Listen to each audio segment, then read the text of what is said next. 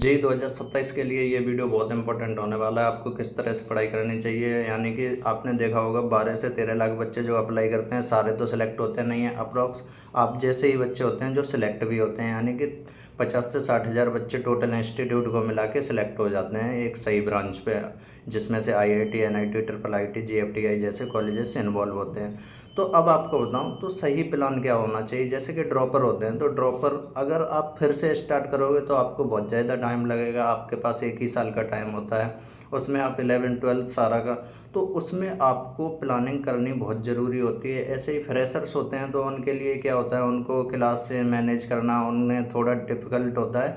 But मैं बताऊँ आपको, नंबर ऑफ़ जो सिलेक्शन होते हैं वो फ्रेशर्स के ज़्यादा होते हैं, क्योंकि 12th के साथ आपको टेस्ट देना होता है। तो 12th में आप जो अच्छे से प्रिपरेशन करते हो वो आपके जेई में काम आती है। जेई में स्पेशली जेई मेन में तो अधिकतर एनसीईआरटी का आता है, और 60 से 65% जेई मेन में 12th एनसीईआरटी आती है।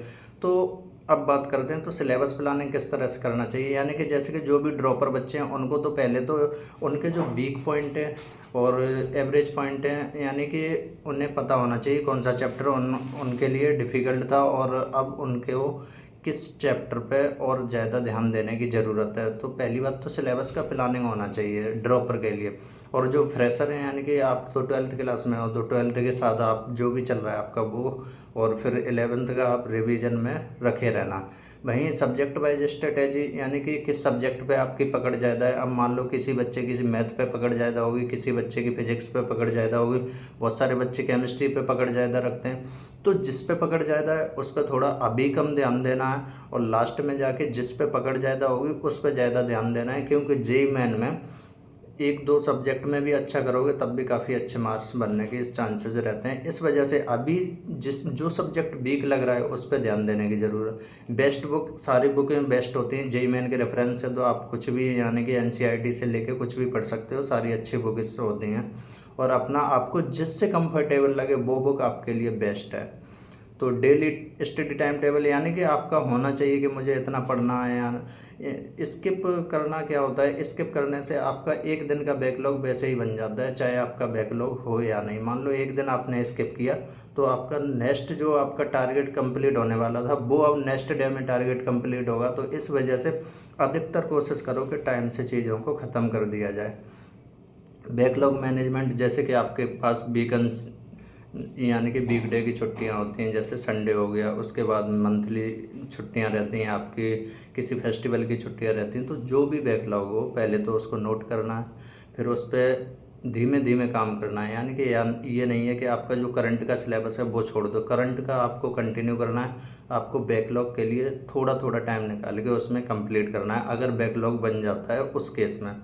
PYQ प्लस क्वेश्चन प्रैक्टिस सबसे ज़रूरी होता है, PYQ और क्वेश्चन प्रैक्टिस। क्योंकि जब आप क्वेश्चन प्रैक्टिस करते हो और आपका एक रिदम बन जाता है कि मुझे 200-250 के आसपास मेरे जेईई मेन में मार्क्स आ रहे हैं मान लो कंटिन्यू, तो आपका एक माइंड सेट बन जाएगा कि मैं इतने तक का क्वेश्चन अटेम्प्ट कर सकता हूँ जेईई मेन में। क्योंकि जो आप मॉक वगैरह देते हो सिमिलर जेईई मेन का पेपर आता है, ज़्यादा कुछ नहीं आता है। मॉक वगैरह किसी भी इंस्टीट्यूट से आप ले सकते हो, किसी भी कोचिंग से ले सकते हो, ऑनलाइन बहुत सारे मॉक मिल जाएंगे आपको, वहाँ से चेक कर सकते हो। तो वही सिमिलर पेपर आता है। तो अगर वो सारी चीज़ें आप अटेम्प्ट करते हो तो उस केस में क्या होगा, आपका एक माइंड सेट बनेगा कि मैं इतना तो अटेम्प्ट कर दूंगा, मुझे थोड़ा और काम करने की ज़रूरत है। रिवीजन स्ट्रेटेजी, यानी कि बहुत सारे बच्चे क्या करते हैं, जैसे कि जेईई मेन टाइम पे क्या होता है कि हमें फार्मूला स्ट्रेटेजी पता होना चाहिए कैसे रिवीजन करनी है। तो आपको फार्मूला सीट आपके पास होनी चाहिए प्रॉपर एकदम से, यानी कि जब आपके पास जेईई मेन का टाइम आ जाए स्पेशली, यानी कि 2-4 दिन या 10 से 12-15 दिन में आपको रिवीजन करना हो, उस केस में आपकी फार्मूला सीट बहुत काम आती है। तो हर एक सब्जेक्ट की जेईई मेन में आपको फार्मूले बहुत ज़रूरी होते हैं, फिजिक्स वगैरह के। तो इसमें आपको फार्मूला शीट बना लेना चाहिए साथ ही साथ, यानी कि जो इम्पोर्टेंट लगे वो एक छोटी सी नोटबुक पे लिखते जाओ, बस सिमिलर सी चीज़ें आपको वो साथ ही साथ में याद होती जाएंगी। वहीं मॉक टेस्ट प्लस एनालिसिस, मान लो संडे का टाइम है, संडे को सिर्फ आप मॉक टेस्ट दो और उसका एनालिसिस करो।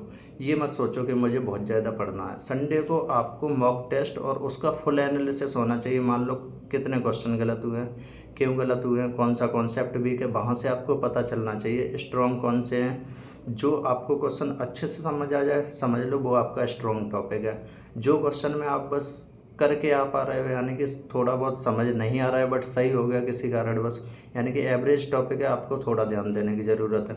कुछ टॉपिक्स की आपको हवा भी नहीं लगती, जैसे कि किसी क्वेश्चन में हवा भी नहीं लग रही, तो उसका मतलब है बहुत ज़्यादा वीक कॉन्सेप्ट है, उस पर आपको स्टार्टिंग में ध्यान देने की ज़रूरत होती है। लास्ट में जाते जाते क्या होता है, हमें 1-2 टॉपिक स्किप करने होते हैं। क्योंकि अगर हम टफ चैप्टर के चक्कर में पढ़ते रहे, यानी कि जो भी टफ टॉपिक है उसके चक्कर में पढ़ते रहे, तो हमारा जो एवरेज हमने प्रिपरेशन की है उसमें थोड़ी कमी हो जाती है। इस वजह से सबसे ज़रूरी होता है कि आपको selection of question, mock test, ये सारी चीज़ें आपको पहले से पता होनी चाहिए। तो इस चैनल के थ्रू मैं आपको फिजिक्स की पूरी सीट लेके आऊँगा, यानी कि किस टॉपिक से किस तरह के क्वेश्चन आते हैं, वो चीज़ें आपको ज़रूर पता होनी चाहिए। किस चैप्टर से किस तरह के क्वेश्चन आते हैं, वो सारी चीज़ें आपको पता होनी चाहिए।